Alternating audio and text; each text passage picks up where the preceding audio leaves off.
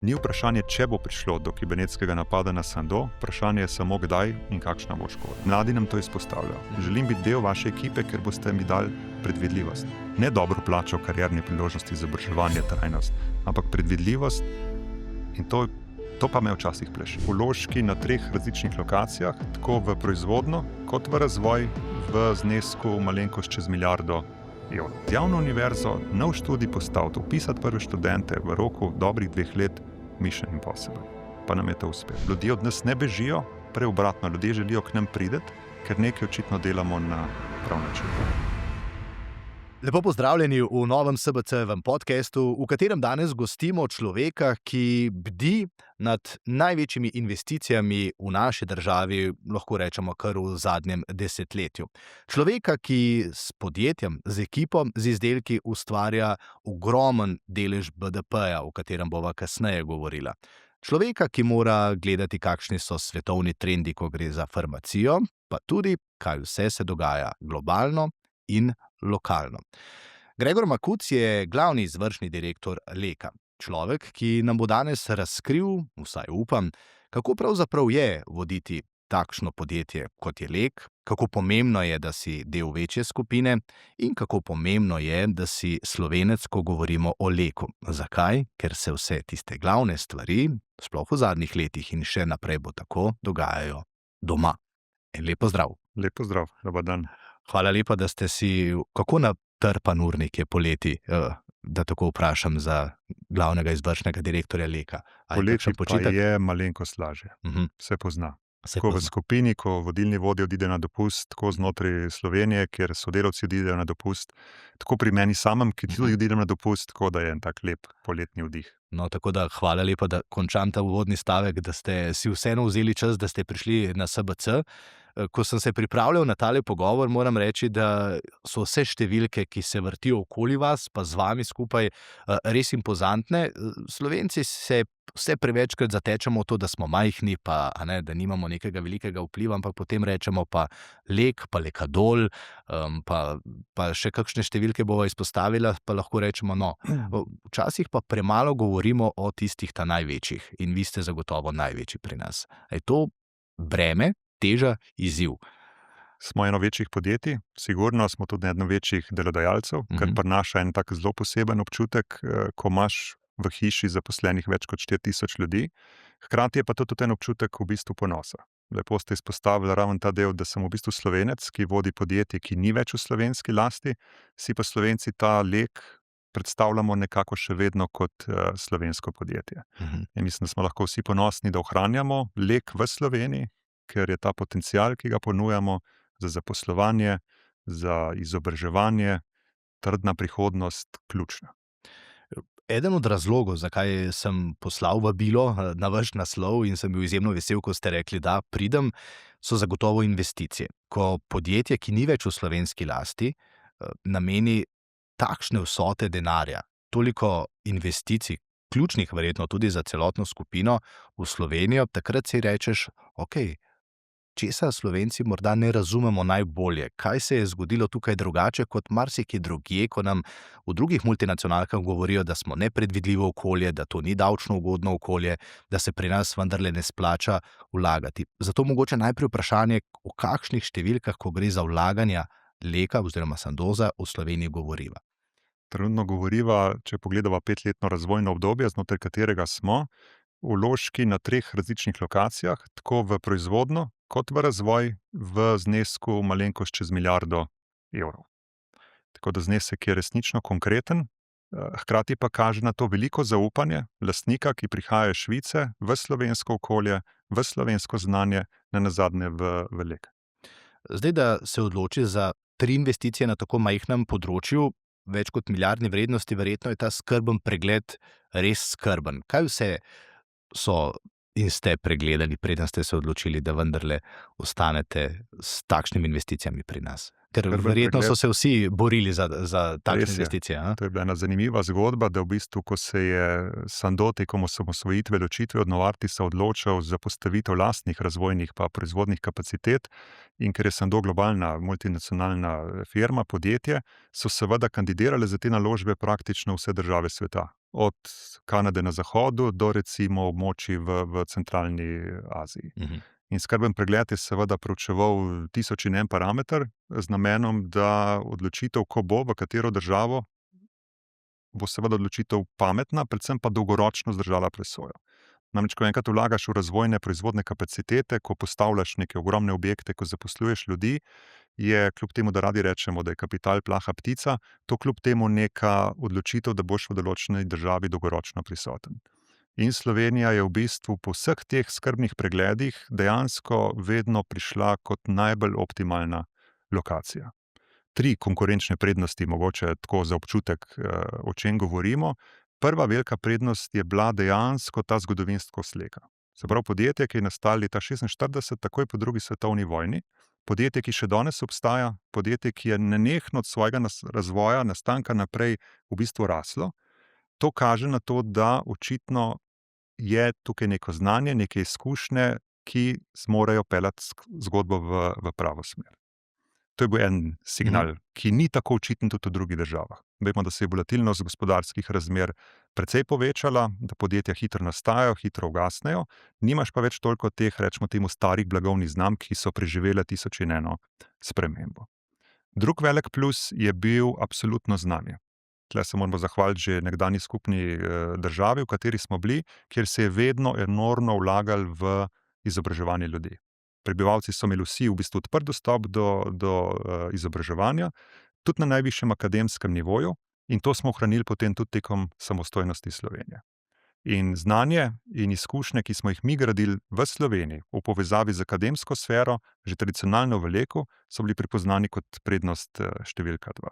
Tretja prednost je pa to, kar ste lepo uvodoma izpostavili, čeprav je Slovenija geografsko majhna država, je zelo velika glede na ekosistem, ki ga zagotavlja nekemu gospodarskemu subjektu. Namreč ta povezanost v Sloveniji, ki jo imamo od lokalnega okolja naprej, preko akademske sfere, raziskovalne sfere, gospodarstva, pa ne nazadnje vlade kot tiste, ki s formalnimi ukrepi v bistvu spreminja ali pa povečuje konkurenčnost ali pa gradi neko okolje, tovrstne povezanost ne najdeš tako običajno v drugih državah po svetu. Mikrodržave, Singapur, vemo, da je vedno eden teh primerov, običajno ja, sicer v večjih državah, geografsko večjih državah so pa načeloma to ali posamezne regije, zvezne dežele in tako naprej. Na nivoju ene države, ki je samostojna, suverena, ki ima svojo vlado, svojo ekipo, ki je konec koncev polnopravna članica Evropske unije in v Evropskem svetu ravno tako enakovreden sedež, kot ga ima recimo Nemčija, tovrstnih primerov pa v bistvu ni tako veliko. In te 3 prednosti skupaj so bile med top 3 prednostmi v primerjavi z ostalimi državami. In smo premagali od Kanade do Indije tudi vse evropske države, tiste, ki so kandidirale za takšno investicijo. Tako, ja. Zdaj, ta investicija 3 so takšne velike, tečejo, govorijo več kot o milijardi, prejle smo malce poklepetala, pa ste rekli, tisto, kar nas je še posebej zanimalo, je, da denar ostane tudi v lokalnem okolju. Naprimer v Lendavi, kjer je, se mi zdi, da vložek nekaj čez 400 milijonov, če se ne motim, to pomeni kaj, da 200 milijonov evrov vložite v lokalne delavce, v lokalne ponudnike storitev, da bo ta center zrasel. Tako je. Mi vsako naložbo seveda skrbno spremljamo, analiziramo tudi, s katerimi partnerji sodelujemo. Tudi v luči trajnosti nam je seveda v interesu, da čim več sodelujemo z lokalnim okoljem in potem zgodbo peljemo širše. Določene tehnologije seveda v Sloveniji recimo nemogoče dobiti, ker so pač, ne vem, proizvajalci skonsolidirani v Italiji, v Nemčiji, ampak recimo Lendava je z to tehnologijo nerjavečega jekla in vrhunski primer, ker je noter večina tehnologije od slovenskega podjetja Brinox. In lepa zgodba Brinoxa je to, da so to stvari, ki so razvite v Sloveniji, ravno tako proizvedene v Sloveniji in sedaj bodo v bistvu zmontirane in delovale tudi v Sloveniji. Tako da, če se le da, lokalno poiščemo razne partnerje, velike, majhne, tudi potem za dolgi rok delovanja lokacije, seveda, tle govorimo o ogromnem številu vzdrževalnih del, čistilnih del, nadomestnih delov, ki bodo potrebovani in tako naprej. Vse to bomo skušali dobivati iz lokalnega okolja.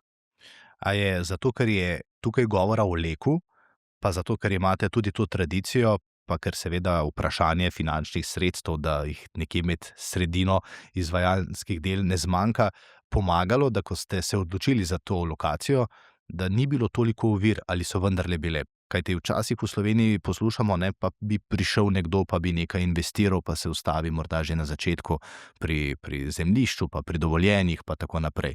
Kako je pri vas to teklo? Ja, kolegi z gospodarstva mi dostakrat očitajo, češ, ja, vi ste Lek, vam se vsa vrata odpirajo. Pa jaz vedno rečem, za Lek veljajo popolnoma enaki zakonodajni pravilniki, podobne zgodbe, kot za kjerkoli druga podjetja v Sloveniji. Kar mogoče Leku pomaga, je to, da imamo res razdeljeno to strategijo umeščanja naših objektov v prostor na dolgi rok. Se pravi, mi smo že tekom pridobivanja teh naložb pazili na to, da smo imeli zemljišča kupljena, da je bila namembnost na zemljiščih že prilagojena za industrijske potrebe, da smo na ta način v bistvu bili že korak pred zgodbo. Pridobivanje dovoljenj, roki so bolj ali manj jasni, ne, sigurno pomaga, če si v stiku z upravnimi enotami, če napoveš določene naložbe, ko se bodo odvijale, zato da v bistvu daš heads up, rečemo v angleščini, se pravi v slovenščini je to. Da jim pokažeš, da prihajaš. No. Tako, ne, da daš vnaprej v bistvu ta signal, da se bodo tovrstne zgodbe, da pripraviš okolje na dejansko magnitudo tovrstnih naložb. To pomaga. In izkušnje, ki jih imamo in mi skušamo s temi naložbami na področju biotehnologije, seveda pomaga tudi manjšim in srednjim podjetjem predajati dobre prakse, kako se tega iti in potem tudi znanjem in prenosom izkušenj opažajo, da se dejansko da tudi v Sloveniji te stvari peljati na tudi časovno zgleden način. Če sem zdaj začel pri milijardi, pa bi šel tukaj spodaj k ljudem, ki bodo pa potem napolnili te prostore. Spomnim se, ko sem še delal na televiziji, da smo imeli veliko vprašanj, pa kje pa bo Lek dobil, mislim, da govorijo okrog 800 novih zaposlenih v vseh teh investicijah, kaj ne? 800 strokovnjakov oziroma 800 ljudi, saj govoriva od, kot ste rekli, od servisnih služb pa do visoko izobraženih ljudi. Ali jih Slovenija ima toliko? To pomeni, da jih boste kje ukradli v narekovaju, se pravi, da boste boljši ponudnik, ali jih je toliko tudi, ne vem, na fakultetah, kjer sodelujete tudi s štipendijami, ali jih bo dovolj? Ena taka pametna mešanca vsega tega, kar ste omenili, brez tega, da si krademo kadre. Jaz mislim, da je en tak zanimiv izraz, da vsi v gospodarstvu podpiramo kroženje možganov in vemo, da v bistvu je vsemu interesu, da se talenti selijo med podjetji, ker s tem v bistvu vsi rastemo in dajemo priložnosti posameznikom, da res razvijajo tisto najboljšo različico samih sebe. Tako da za nas je v bistvu ključen na prvo žogo slovenski bazen, kjer seveda, če se bo kaj dotaknila rodnosti in padajočih trendov, smo lahko kar zaskrbljeni glede tega, koliko pa bo še novih Slovenk in Slovencev, ki se bodo rodili in jih bomo izobrazili, ampak recimo en del bazena še vedno absolutno slovensko akademsko okolje, drugi bazen še vedno ugled Slovenije v regiji, na Balkanu. Tam še vedno smo zelo zaželena dežela, kamor radi ljudje iz bližnjih držav pridejo in pri nas najdejo priložnosti za naprej. Za vse ostalo pa v bistvu dejansko svetovni bazen. Mi imamo v Leku danes od teh dobrih 4000 ljudi približno 11% tujcev, ki prihajajo iz 34 različnih državah. Od praktično Združenih držav na zahodu do Južne Koreje na vzhodu in vse, kar je vmes. Tako je ena taka prava mešanca, raznolikost, ki nas bogati, tudi po tej plati ljudi kot takih. Znanje nima meja, ne, pravijo. Res je. Morda še malce ostanem pri teh zaposlenih, nekaj čez 4000, na koncu jih bo več kot 4500 potem verjetno, ne, še malce več. Zdaj pa lahko prideva do tiste številke, ki se je meni zdela najbolj neverjetna, da Lek ustvari 2% BDP-ja slovenskega gospodarstva, vsega, kar ustvarimo. Mene bi to, če bi zjutraj vstal v vaših čevljih, kar malce plašilo, ker to pomeni, da je Slovenija, morda oziroma bom drugače rekel, če se Leku kaj zgodi, se zatrese pa res cela Slovenija, ne? Ravno cela ne, je pa lepo videti, da imajo tovrstna podjetja, ki so v stabilnih panogah, v panogah, ki imajo prihodnost, tudi glede na demografske trende, ki so jih že spet omenjala, absolutno neko prihodnost. In jaz nisem pristaš tega, da bi zdaj farmacija v Sloveniji imela 20% delež znotraj BDP-ja, nikakor ne, ampak te odstotki, ki jih imamo danes, če pogledamo še naše konkurente, recimo Krko, pa Novartis, konec koncev, ki ima tudi ogromen obseg v Sloveniji, pa pridemo nekje na direktnih 7,5% BDP-ja, je to znesek ali pa številka, ki je ravnopravšna. Ki omogoča to, da imamo še vedno zelo raznovrstno industrijo, da gradimo tudi na drugih panogah, da pa recimo farmaciji, ki pa ima visoko dodano vrednost in tudi svetlo prihodnost, že spet zaradi demografskih trendov, se mi zdi pa to en tak zdrav odstotek. Ampak ta odgovornost voditi podjetje, ki vendarle je eden večjih zaposlovalcev v regiji ali pa v Sloveniji, večjih podjetij, ki polnijo državni proračun, hkrati pa se tega sploh še nisva dotaknila, pelje stvar tudi naprej, ne, ker govorijo o inovacijah, o tem, da ves čas iščete nekaj za starajočo družbo. Tu je odgovornost, ki jo nosite. Pa ne prihajate sploh iz farmacevtskih voda. To se mi je zdelo tudi zelo zanimivo. Se pravi, vse to, kar ste si nabrali na svoji poti, vam verjetno pomaga gledati širšo sliko, ne zgolj skozi molekule in atome. Res je. Pa je včasih seveda pomemben tudi ta ozko specializiran pogled, da ne bo pomote. Moja prednost je pa mogoče ta, da sem v osnovi študiral politologijo, družbene vede, mednarodne odnose, tako da sem že nekje iz svojih ranih let ven imel to občutek za neko širino, da me je zanimal širši svet, da sem se učil poleg angleščine tudi francoščino, nemščino, kar je vedno zelo dobra naložba, sploh za eno majhno Slovenijo, ker večina ne govori slovensko. In pa da sem začel kariero, kot mi radi rečemo, na oni strani. V kabinetu predsednika vlade, ravno v tistem času, ko je Slovenija vodila finalna pogajanja za vstop v Evropsko unijo in v Nato. In to so bila čudovita 4 leta, 2 leti po kabinetu predsednika vlade Drnovška, pa potem 2 leti pri predsedniku vlade Ropu. Čas, ko smo bili Slovenci neverjetno enotni, ker je bil pač cilj takrat jasen. In čez to zgodbo, kjer sem lahko iz stola v prvi vrsti spremljal in doživljal vse te zgodbe in dobil predvsem poglobljeno znanje o tem, kako funkcionira javna pa državna uprava. In potem, ko so prišle pobude z gospodarstva, če se jim priključim, so bile to v bistvu dragocene izkušnje, ki sem jih lahko, ali pa jih še danes dejansko, še vedno zelo koristno uporabljam. Ko so Švicarji odločali, da boste prevzeli ta slovenski del, kaj je bila ključna lastnost, ki ste jo imeli, pa so oni rekli, zato vas hočemo? So vam kdaj to razkrili? Ker verjetno, če so, dokončam samo pa spustim, ker kot ocenjujejo naložbo v Slovenijo, grem staviti, da ocenjujejo tudi naložbo v tistega, ki vodi njihovo naložbo. No? Oboje, s tem, da treba poudariti, da tukaj ne govorimo toliko o posameznikih, kot govorimo o ključnih timih. Se pravi, moj plus je bil to, da sem že tesno sodeloval z prejšnjim vodjem Leka, da sem bil v bistvu vpet vsa pogajanja, v vse aktivnosti in da sem imel že poglobljeno znanje tudi glede specifičnih, takrat še osnutkov naložb kot takih.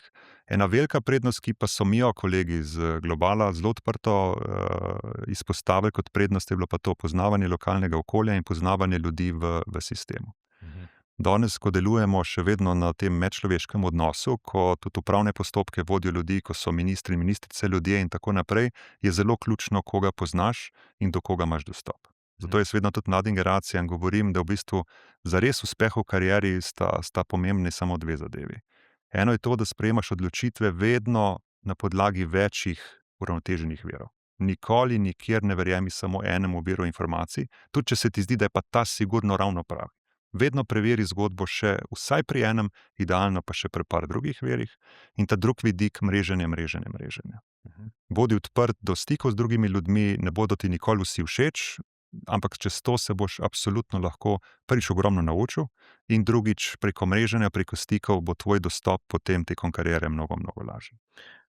Ker ste glavni izvršni direktor Leka, to pomeni, da so vam vrata praktično povsod odprta?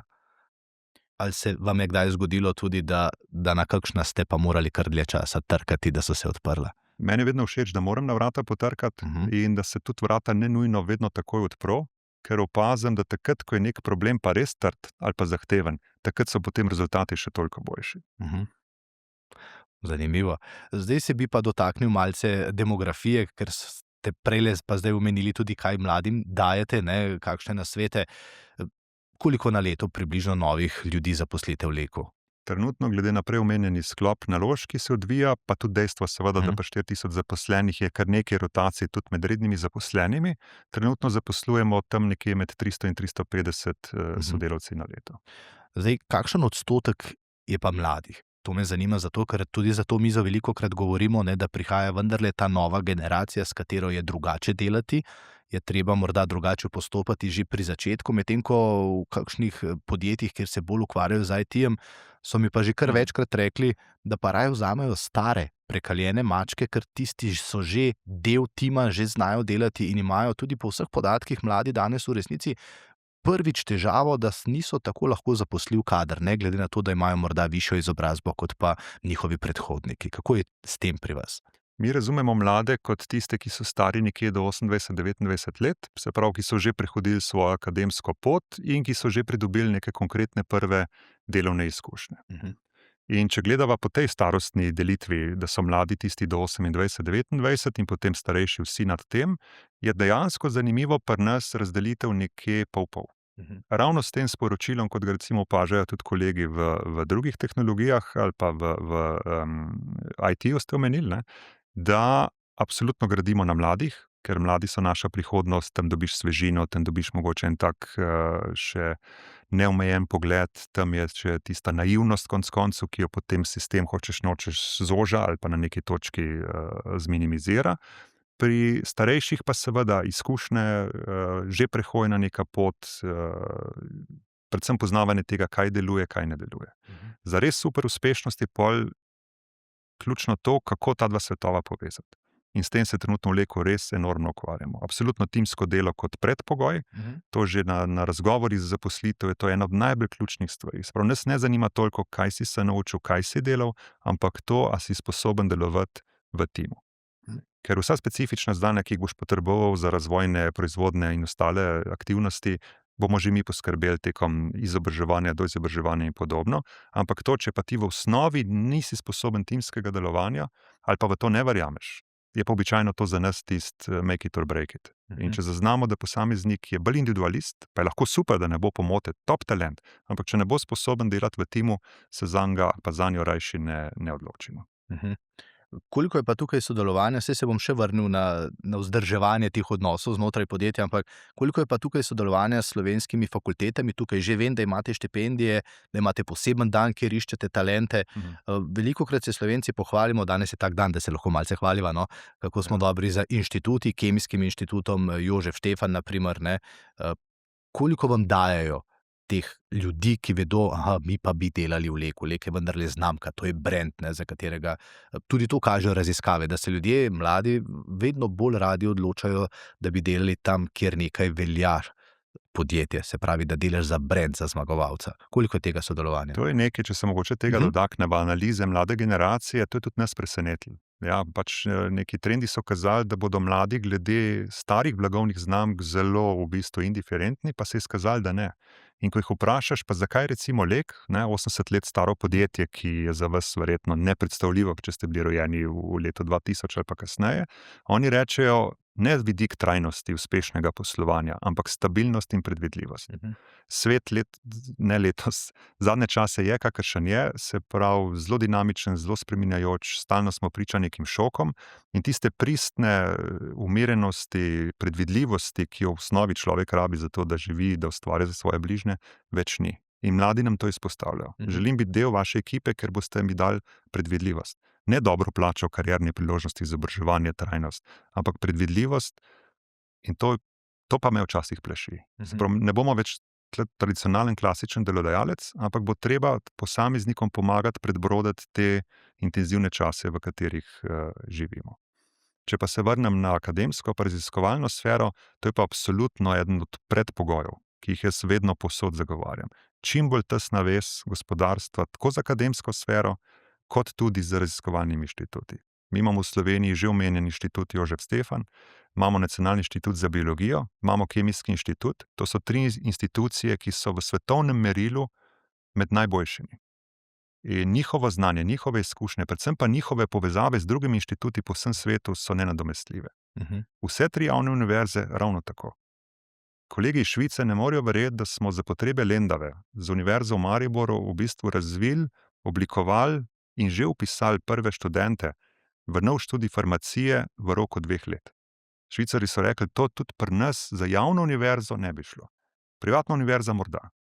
Z javno univerzo nov študij postaviti, vpisati prve študente v roku dobrih 2 let, mission impossible. Pa nam je to uspelo. ampak je to rezultat te dolgoročne partnerske strategije, sodelovanja, izmenjave posameznikov, izmenjave projektov, dostikrat tudi izmenjave tehnologij, trendov in potem se porajajo take čudovite zgodbe. Lepo je slišati, ne, če glavni mož Leka govori o takih stvarih, se mi zdi, da to res tudi premalokrat rečemo. Pa če se zdaj vrnem nazaj na zaposlene, rekli ste, to pa me malce plaši, potem ta menjava in generacij in morda tudi drugačen pogled na delo. Še dva svetova sta pri vas, ne samo mlajši, pa malce starejši in modrejši. Eden je, da si na primer v proizvodnji, medtem ko si lahko pa v drugem svetu znotraj Leka, pa v menedžerski raziskovalni funkciji. Zdaj, če si v proizvodnji, pomeni, da ti 8-urni delovnik praktično ne uide. Medtem ko danes poslušamo želje, jaz bi bil pa v petkih doma ali pa vsaj 2 dni na teden bi bil doma. Kako se tega lotevate v takšnem podjetju, ki ima več kot 4000 zaposlenih? To hibridno delo, delo od doma, pa vendarle vzdrževanje tudi neke pripadnosti, da si pripaden ekipi, da veš, kaj ekipa počne, kot te ni, ko si ti doma v pižami, na primer, z računalnikom. Ključno tukaj se mi zdi to, da je posamezniku že vnaprej jasno, kaj se bo od njega zahtevalo na posameznem delovnem mestu. Se pravi, nekdo, ki je sodelavec v proizvodnji, tam možnosti dela na daljavo seveda ni, ker mi njega potrebujemo na lokaciji, on mora biti za proizvodno linijo in tam je njegov ključen doprinos. In ko govoriš s kolegi v proizvodnji, to me včasih preseneča, ker jaz recimo sem bolj dinamične narave in si včasih težko predstavljam, da bi moral biti 8 ur vsak dan zapored v nekem praktično istem prostoru in delati bolj ali manj ponavljajoče aktivnosti. Oni rečejo, ja, pa hkrati skozi to ti dobiš v bistvu neko stabilnost in predvidljivost. On točno ve, kdaj bo prišel na delo, on točno ve, kdaj bo odšel z dela, če dela v izmeni, ve, kako bodo izmene rotirale in ima lahko krasno organizirano kvaliteto življenja. Napram nekomu, ki pa recimo lahko dela na daljavo, pa je v neki strokovni podporni funkciji, ampak seveda ima prenosni računalnik, ima prenosni telefon, delamo v različnih časovnih conah in podobno in je mnogo bolj na voljo ali pa mora biti na voljo. Tako da tle je ključno, da se pač posameznik najde v tem, kaj ga veseli, kaj pač se izobraževal, kaj želi v življenju doseči, mi kot delodajalec mu pa pač pomagamo, da ga ustrezno usmerimo. Zato imamo ogromen fokus trenutno v podjetju na naših vodjih, to jih je približno 350, ki vodijo te manjše time, 15-20 ljudi, da preko njih seveda preverjamo, kaj je tisto, kar se v podjetju dogaja. Jaz tudi kot direktor, največja ali pa najbolj stvar, ki mi je v užitek, je to, da grem med ljudi. In tudi vedno vsakemu rečem, če bi jaz pač sedel tam nekje v slonokoščenem stolpu in od direktnih teh, ki mi poročajo, dobivajo informacije, bi popolnoma izgubil stik s tem, kaj se dogaja v podjetju. Zato toliko poudarjamo in gradimo to nenehno izmenjavo med ljudmi, med timi, med višjimi funkcijami in ostalimi funkcijami v podjetju. Skratka, nenehno merjenje utripa, zato da lahko potem temu ustrezno prilagajaš aktivnosti, kakršnekoli se pač že izkažejo, da so ključne. Ja, že pred leti se spomnim, da smo poročali o Leku kot o super zaposlovalcu, ne zgolj zaradi plače, ki je bila že takrat nadpovprečna in božičnice in regresa, ampak tudi zaradi vlaganj v svoje zaposlene. To takrat še ni bilo tako popularno, pa vem, da ste imeli športni dan, ko ste vsi hodili brez dvigal in se zdravo izobraževali. Tega se prav spomnim. Ja. Zdaj pa, ko spremljam, vidim, da v resnici res veliko vlagate v razna izobraževanja. A je to danes del odgovornosti zaposlovalca ali neka nuja za to, da zadržiš svojega zaposlenega? To zato sprašujem, ker včasih se mi vendarle zdi, da se še nismo naučili, da je to del današnje ponudbe, jaz rečem, na trgu. Da ne moreš reči, mi imamo samo to, pa nič od tega. Takšni zaposlovalci postajajo oziroma ostajajo brez zaposlenih, se mi zdi, vsaj po podatkih, ki jih imamo. Vendarle imamo najnižjo stopnjo brezposelnosti v zgodovini in vsa podjetja iščejo nove zaposlene. To kroženje pa povezano ne zgolj z denarjem, ampak predvsem z vsem ostalim. Od vrednot do brenda, do tega, kar vas zdaj sprašujem. Pa imamo družinske dneve, pa imamo Dedka Mraza, pa imamo projekt Dobrobit, kjer v bistvu podpiramo športno pa kulturno udejstvovanje posameznikov, sodelujemo z lokalnimi skupnostmi, da grejo sodelavci s prostovoljnim delom na teren in tako naprej. Skratka, tudi prek teh mehkih človeških veščin skušamo v bistvu posameznike opolnomočiti, da se pri nas res dobro počutijo. Golo izobraževanje kot tako, absolutno, Lek je že vrsto let top investitor v izobraževanje. V povprečju vsakega našega zaposlenega izobražujemo vsaj 14 dni na leto, tako da nenehno kravžljamo naše možgane, zato da držimo, ali pa celo dostikrat zdaj, ali pa vedno bolj oblikujemo trende znotraj biotehnologije. Ne nazadnje, že spet ena stvar, ki me pleši, je podatek, da smo 7. leto zapored najuglednejši delodajalec. Preko portala mojedela.com, se pravi, to ni neka plačana študija, nek indeks, to so ljudje na trgu dela, ki vsako leto glasujejo in 7. leto zapored, skupno pa 8. je Lek najuglednejši delodajalec v državi. Se pravi, da nekaj očitno delamo na pravi način in ukvarjanje z ljudmi, nenehno vlaganje v izobraževanje, predvsem pa občutek za to, da pustiš človeku, da razvija to najboljšo različico samega sebe, to se zdi meni tista ključna formula za uspeh. Zdaj, vi imate še eno nalogo, ne, in sicer zelo pomembno za vse nas, za človeštvo. Prej ste sami rekli, ko je bila korona, se je reklama ponudila kar sama, ne, ker so vsi rekli, vzemi Lekadol prej in potem. Vi ustvarjate v resnici bolj zdrav svet, potem, ko smo že bolni. A je to pravi način ali pa prava formulacija? Tukaj vas bom peljal na nekaj takšnih vprašanj, ki si jih dostikrat postavljajo, tudi kakšni, ki morda bi lahko kaj več prebrali sicer, ampak brez Lekadola si jaz, na primer, ne znam predstavljati svojega življenja. Ko imam neko bolečino, vzamem Lekadol in je bolje. To je odgovornost, ki jo imate res veliko, ne? Se pravi, ustvarjate zdravila, ustvarjate nekaj, da se bomo vsi bolje počutili, pa vsi se staramo, ne? Se pravi, tega več potrebujemo. Prava načina sta dva, bi jaz rekel. V prvi vrsti, pa res že od malih rok dalje, je ključno, da sami skrbimo za svoje zdravje. To dostikrat pozabljamo v življenju in ta metabolni spomin, se pravi, naš organizem si zapomne stvari na dolgi rok. Včasih se hecamo, da sloni nikoli ne pozabljajo. Naš organizem ravno tako ne. In tekom podaljševanja življenjske dobe je seveda tako, da so vse tiste stvari, ki smo jih doživeli, tudi v rosnih 20, 30 in podobno, nekje nalagajo, ostajajo in slej ko prej izbruhnejo na plan. In če ti tekom življenja nisi živel neko stabilno, predvidljivo, zdravo življenje, se bodo stvari začele slej ko prej dogajati na nepravi način. Tako da farmacija je s svojim doprinosom zdravili nedvomno prispevala ne samo k podaljševanju življenjske dobe, ampak tudi k kvalitetnejšim letom podaljšane življenjske dobe. Odgovornost na nas pa zdaj je, da ja, če na eni točki živimo dlje, da hkrati vedno bolj vlagamo tudi v to preventivo. Ozaveščanje ljudi, kaj vse lahko mi že storimo, preden potrebujemo Lekadol. In to žal ne moremo narediti danes na jutri.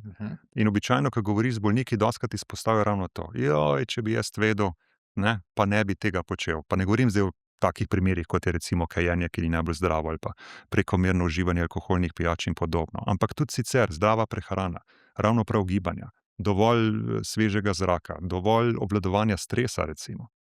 Se ta nori hitri svet pri nas povzroča stalno neko stisko v organizmu. In to se čez leta hočeš nočeš nalaga.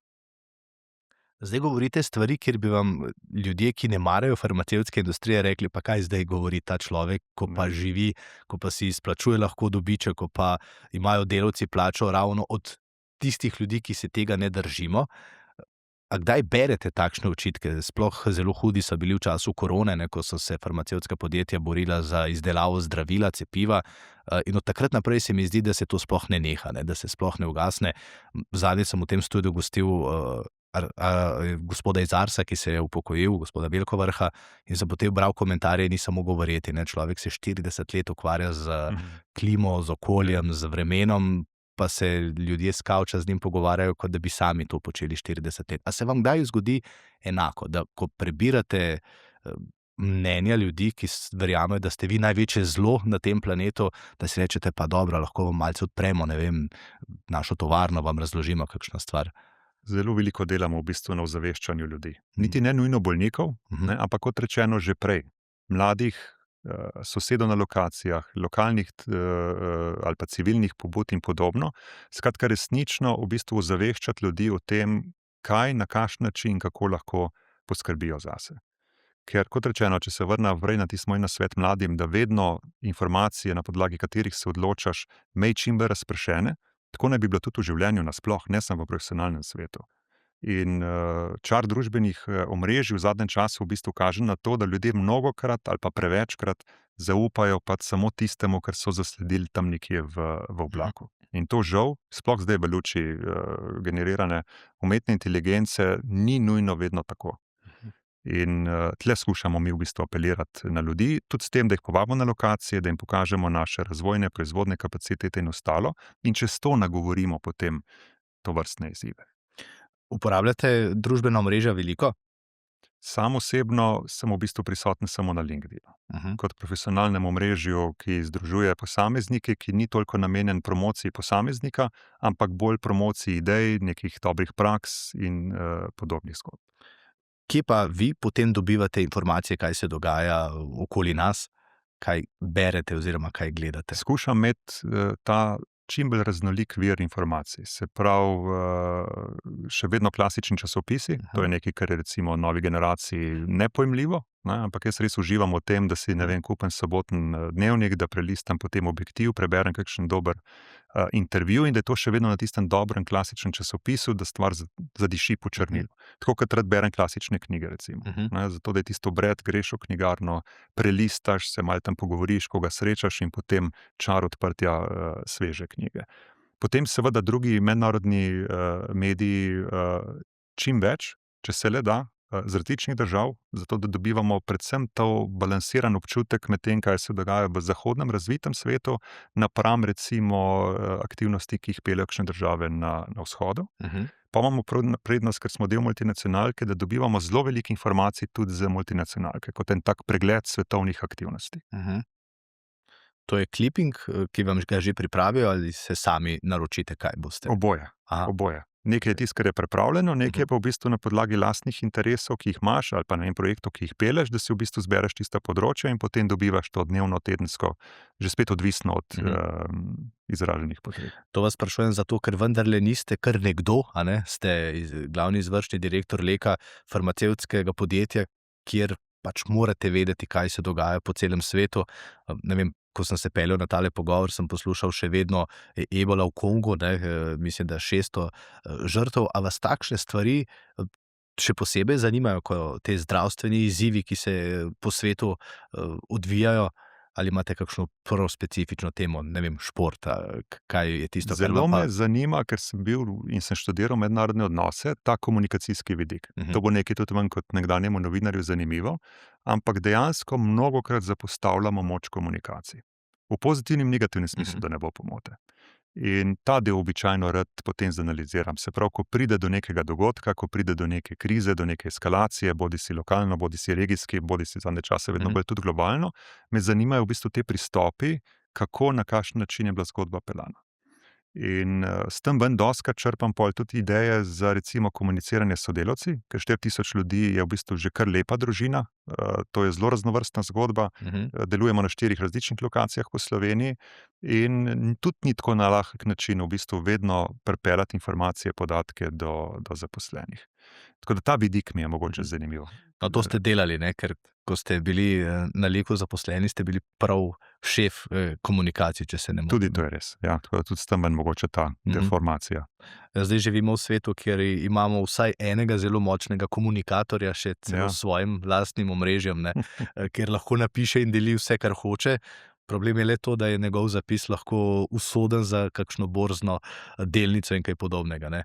A vas svet, v katerem živimo, plaši, ali vas ne vem, dela bolj živega, pa rečete, ok, treba se je hitreje odzvati na vse te spremembe, katerim smo priča?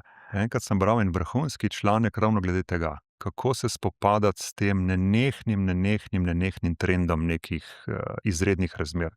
In je bil zaključek članka zelo preprost. Vsak dan sproti bodi pripravljen na izredne razmere in konec dneva, če jih ni, je bil dan super, če so bile, si bil pa na njih itak pripravljen.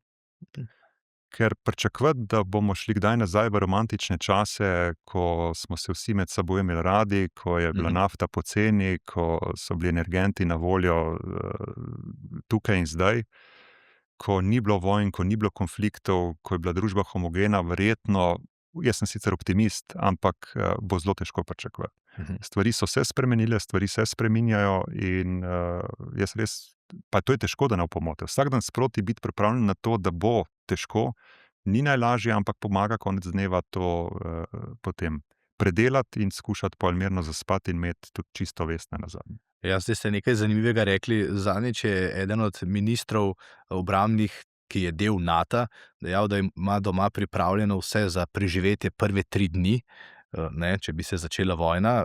Medtem ko je tudi priporočilo, mislim, da celo Banke Slovenije, da imamo doma toliko gotovine, da lahko nekaj dni preživimo. Sam pa sem otrok, ki ni šel nikoli v vojaško služenje, ne, ker sem bil takrat, mislim, da zadnja generacija, ko nam pa že ni bilo več treba. Ja. In se mi zdi to nedoumljivo, ne, da smo vendarle državo dobili z vojno, moj oče je tudi bil v vojni, ampak potem pa smo živeli v relativnem miru, zdaj pa nas tudi te informacije ves čas bombardirajo samo s tem, da je treba biti pripravljen ne samo na krizo, ampak praktično na vojno, ki se bo lahko ali pa se lahko začne jutri in rabimo doma, ne vem, vodo, konzerve, gotovino. Potem pa vi, kot direktor, na primer, pa vodite podjetje, kjer pa je ta stabilnost pa ključna, ne, da rečete, v redu, mi pa moramo pogledati, kaj se bo dogajalo ves čas. Pri nas je izziv sploh te dolgoročne predvidljivosti, katere nove izdelke pripeljati na trg. Se pravi, mi smo uspešni zato, ker smo očitno uspeli lansirati določena zdravila, ki so na trgu zaželena in lahko pacienti do njih dostopajo, ampak to lovljenje tega trenda, kaj pa bo zanimivo čez 2 do 5 let, je pa nenehna zgodba. In to zahteva ogromno napora in tukaj vlagamo v bistvu kot skupina, ne samo kot lek, v bistvu ogromno energije. Enkrat sem imel za to mizo gospoda, ki je prav tako bil na takšnem položaju kot vi, samo v tujih farmacevtskih podjetjih, in se ga vprašal, in to bom zdaj vprašal tudi vas. Na kaj ste pa najbolj ponosni, ko gre za vaš izdelek? A ste se kdaj to vprašali pa rekli, s tem izdelkom smo pa rešili toliko in toliko življenj?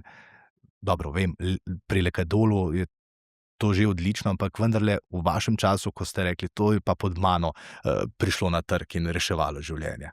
Meni je všeč v bistvu ta nenehen trend, se pravi, da ni toliko izpostavljen en proizvod, ampak da govorimo o tem, da smo prisotni v vseh ključnih terapevtskih področjih. Sandoz je v bistvu največji ponudnik generičnih in podobnih bioloških zdravil na svetu in to nam daje to možnost, da smo resnično prisotni, kot rečeno, v vseh terapevtskih skupinah in da smo tudi sposobni zdraviti tiste skupine, kjer je recimo ogromno pacientov, kot je zdravljenje bolečine in podobno, pa hkrati vedno bolj tudi tista najbolj specifična ali pa tudi najbolj kritična področja, kot so rakava obolenja, kot so področja zdravil sirot in podobno. In to ti da pol neko tako zadovoljstvo, da nisi nujno vedno ozko samo komercialno usmerjen v to in maksimiraš pač nek prihodek, ker si industrija in brez prihodka in dobička ne gre, ampak da hkrati gledaš tudi, kje in koliko lahko v bistvu vračaš družbi. Brez dobička in prihodka ne gre niti, ko gre za raziskave, ki so najdražje, a ne, verjetno. A vam zdaj ta umetna inteligenca, prihod mnogih teh orodij, ko je analitika mnogo hitrejša, koristi? A lahko pričakujemo v prihodnosti kot človeštvo še več takšnih nišnih rešitev za ljudi, ki imajo nišne bolezni? Velikokrat se v Sloveniji tudi pogovarjamo o, na žalost, res najbolj tragičnih primerih, ko otroci zbolijo ali pa imajo nek sindrom, kjer zdravila še ni, kjer je razvoj takšnega zdravila, ne vem, večmilijonski, pa potem zbiramo zamaške in denar, pa ga pošljemo v Ameriko. Ampak ali vi, ki ste tu doma, vidite luč na koncu tunela, da bi lahko z vsem tem znanjem pa umetno inteligenco takšne stvari zdravili hitreje, ceneje? Umetna inteligenca je eno super orodje, ki, če ga znaš na prav način uporabljati, ti dejansko omogoča, da se ti recimo en del možgan, ki bi jih sicer uporabil za neke bolj osnovne administrativne in ostale zadeve, sprošča in si lahko bolj fokusiran na tisto ozko specifično znanje, ki ga imaš. Razvojniki so en tak tipičen primer tega, kjer lahko umetna inteligenca seveda obdela ogromno število podatkov, se pravi nek razvojnik, ki sedi v laboratoriju, ki testira nove učinkovine, ki se ukvarja z novim končnim izdelkom, lahko s pomočjo umetne inteligence in predvsem to hitrostjo obdelave podatkov pohitri svoje laboratorijske procese. In s tem v bistvu omogoča, da pridejo izdelki prej na trg, hkrati so pa ti obdelani podatki seveda lahko na mnogo večjem obsegu, kot bi bili sicer, če bi on fizično sam šel in preštudiral vse te študije, recimo, ki so na voljo.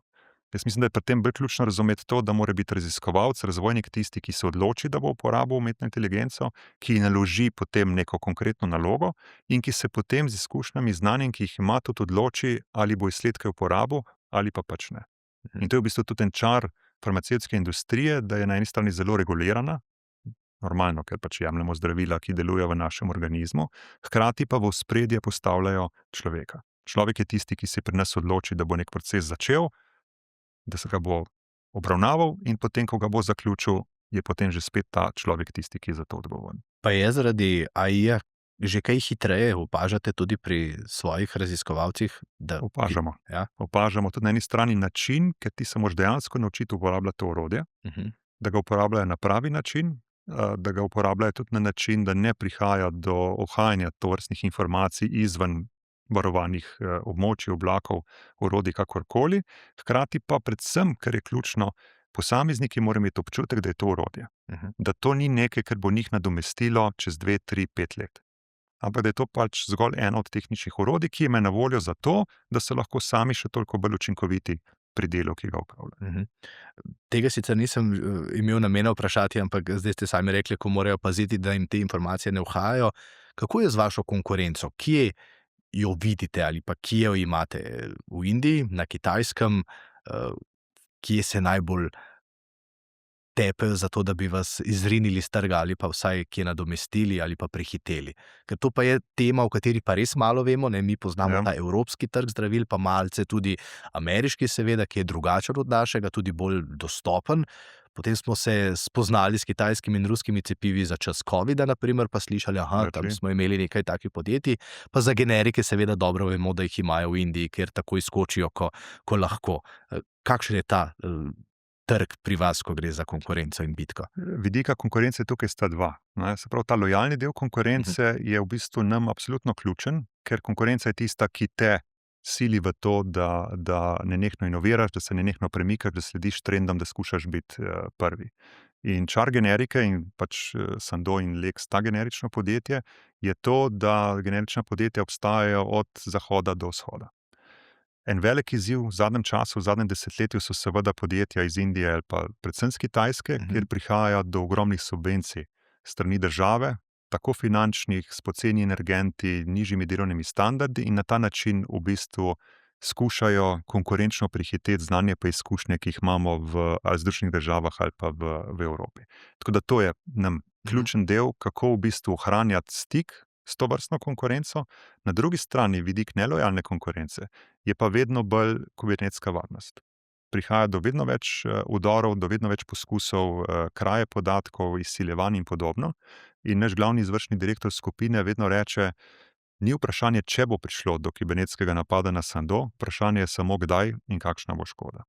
Tako da en ogromen vidik delovanja in izobraževanja sodelavcev posvečamo tudi temu. Bodite pazljivi, ko uporabljate podatke, pač živimo v digitaliziranem svetu, analogno se praktično ne zgodi skoraj da nič več. In ta vidik nelojalne konkurence je lahko včasih celo hujši kot recimo vidik transparentne, odprte konkurence, če tudi prihaja recimo iz Indije ali pa iz Kitajske. Pa govoriva o multinacionalki, kjer je udarec seveda lahko še večji. Sediva pa v studiu SBC, Kluba slovenskih podjetnikov, ki zdaj združuje, 450 tistih, ki so začeli doma v garaži, pa so se razvili in prišli tudi do celega sveta, ko govoriva o trgu. In o tej konkurenci, nelojalni, in tem smo kar veliko poslušali v zadnjem času.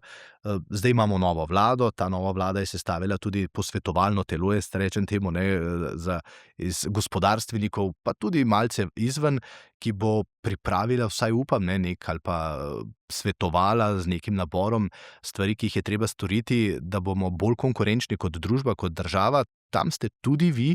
Kdo vas je poklical, če bi bili del tega posvetovalnega telesa, ki ga vodi predsednik Državnega sveta, gospod Lotrič? To posvetovalno telo, ki ga vodi gospod Lotrič, in to imenovanje se je zgodilo zdaj nedavno, pa noter imamo res en tak zanimiv nabor 20 posameznikov, tako panožnih zbornic, nekaj gospodarstvenikov, nekaj posameznikov iz drugih različnih sfer.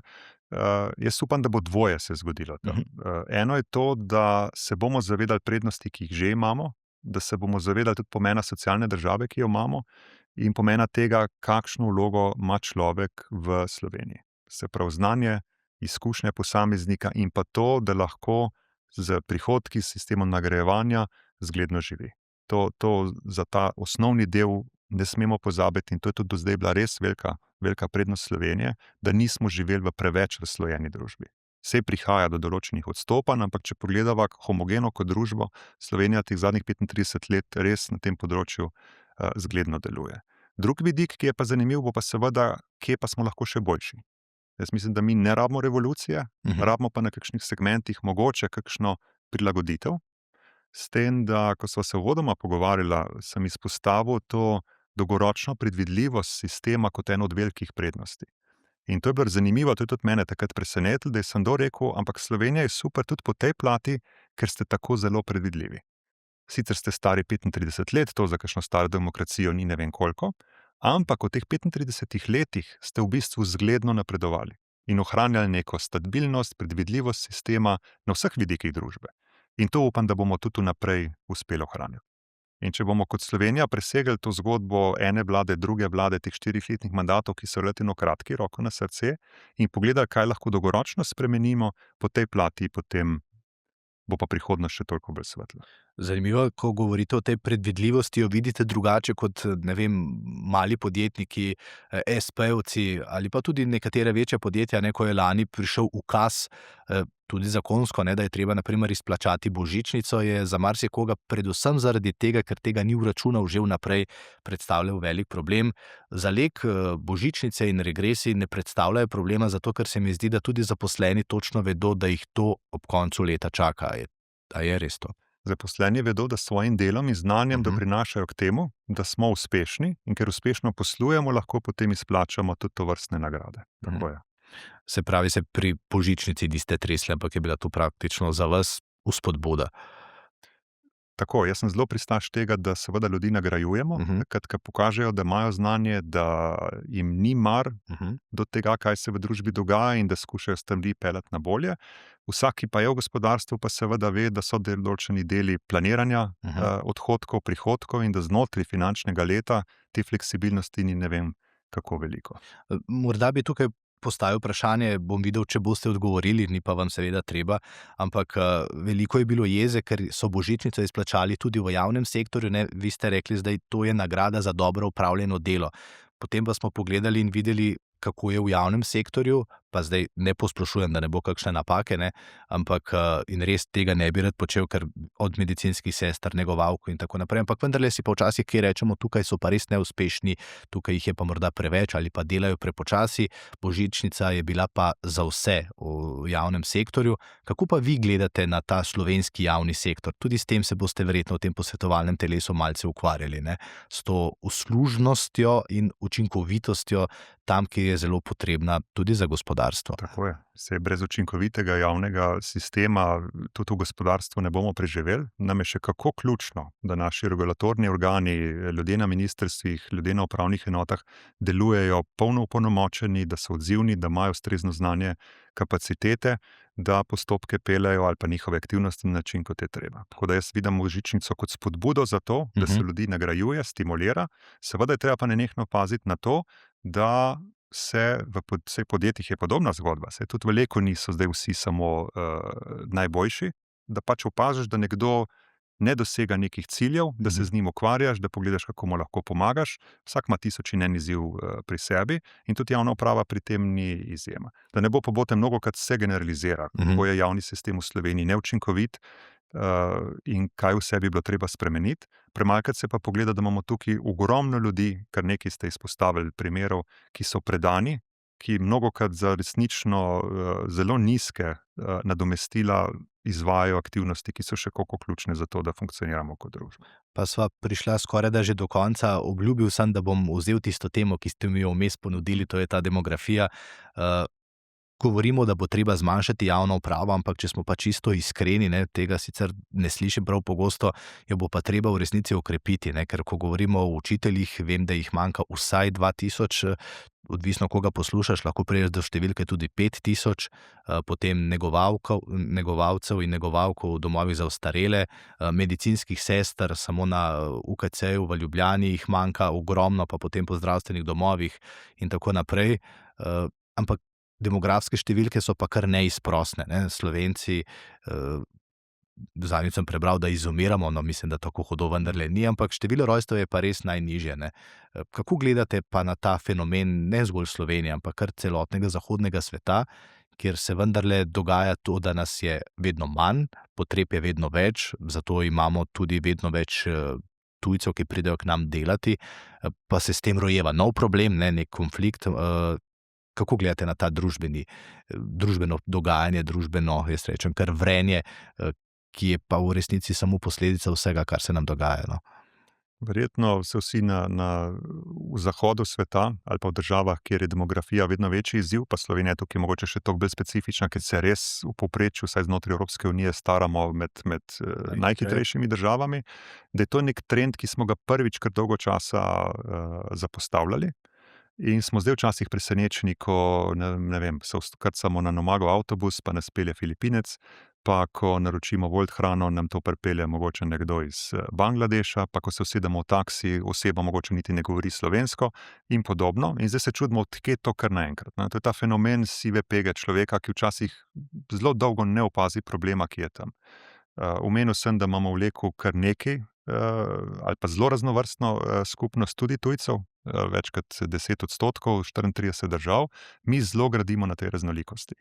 In v teh državah, ki se starajo, kjer osnovno rojstvo ne pokriva več umrlih prebivalcev, kaj šele da govoriva o kakšnih trendih izseljevanja in podobno, kar še vedno vidimo recimo na vzhodu držav Evropske unije, brez pametnih priseljevanj, migracije, integracije ljudi izven naših meja enostavno ne bo šlo. In prej, ko se bomo s tem spopadali, lažje nam bo in tle lahko tudi v gospodarstvu res naredimo zelo veliko.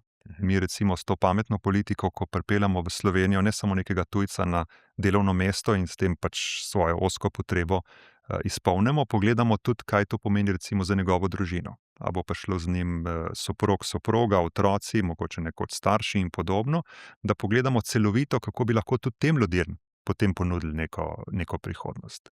Ne samo v smislu finančne kompenzacije, ampak v smislu tega, kako jih integrirati v družbo. Konec koncev, Slovenija je bila nekoč zelo uspešna, če se vrnemo v čase nekdanje Jugoslavije, kako smo recimo sprejeli prebivalce iz drugih nekdanjih republik in smo čisto krasno funkcionirali. Pa so tudi govorili drug jezik, mnogokrat so bili druge vere, da ne bo pomote in podobno, pa je to nekako šlo. Tako da pot smo že prehodili, ključno je samo to, da ta strah premagamo in ga obrnemo kot svojo prednost. Ker območje Evrope, le pa moramo biti zelo brutalno jasni, je še vedno zelo zanimivo za ogromen del ostalih držav sveta. In mi lahko še vedno potegnemo ogromno ljudi na pameten način, ki bodo z nami funkcionirali, ki nam bodo omogočali, da živimo ta udoben način življenja, ki smo si ga zamislili, se pa prijada pač nenehno prilagajati. To pa sigurno. Zdite se mi zelo miren, študiozen, optimističen, skozi pogovor sem razbral, vsaj tako se mi zdi. Zato bi morda ob koncu zaključil tako, kot sem tudi začel, ne, da vas gostim tukaj je razlog tudi v tem, da ste Slovenec v tujem podjetju, kjer so vas pustili in zaupali v vaše sposobnosti povezovanja, vodenja, da širite to dobro in te dobre stvari pri nas doma. Zato morda čisto ob koncu, kakšna bo Slovenija čez 5 let, kakšno si želite in kakšno mislite, da lahko skupaj dosežemo? Naša prihodnost je svetla, ravno zato, ker sem optimist, pa niti ne toliko optimist, kot tudi realist. Namreč, če pogledamo tudi te turbulentne čase, s katerimi se soopadamo, če pogledamo, kako smo recimo v zadnjih letih našo industrijsko proizvodnjo prilagodili potrebam in kako nismo več toliko odvisni od posameznih trgov, ampak smo izvozno zelo razpršeni, da znotraj Slovenije danes v bistvu proizvajamo, razvijamo cel kup izdelkov za zelo različne trge, za zelo različnih branž industrije, hkrati pa še vedno gradimo na znanju in pa na tej odprtosti in povezljivosti, to me na določen način v bistvu pomirja. Tako da jaz mislim, da naša prihodnost je svetla. Hkrati pa se dajmo zavedati, da smo eno najbolj varnih območij na svetu in da mnogo več multinacionalk, tujih podjetij, posameznikov gleda, kaj je naša prednost in kako bi lahko z nami sodelovali ali pa se k nam celo preselili. In to je pa tudi en tak močan naboj, ki nas lahko pomerja. Se pravi, ljudje od nas ne bežijo, prej obratno, ljudje želijo k nam priti, ker nekaj očitno delamo na prav način. Hvala lepa za vaš čas, uspešno vodenje še naprej vam želim, pa seveda čestitke ob 80-letnici Leka, ki ga letos praznujete. Upam, da vas bo čim manjkrat bolela glava za potrebo po Lekadolu, pa da boste čim bolj ponosni na ekipo, ki jo vodite, za dosežki, ki jih boste dosegli. Hvala. Hvala lepa, hvala za vabilo. Z veseljem. Vam pa hvala lepa, ker ste bili z nami. Verjamem, da ste uživali v tem pogovoru, sam zagotovo sem. Lepo je videti, predvsem pa slišati in dobiti nek vpogled v delovanje takšne multinacionalke, kot je Sandoz, ki verjame in zaupa takšni znamki, kot je Lek, ki je naša, bila in še vedno je. Hvala lepa, do naslednjič. SBC Intervju, podcast kluba slovenskih podjetnikov.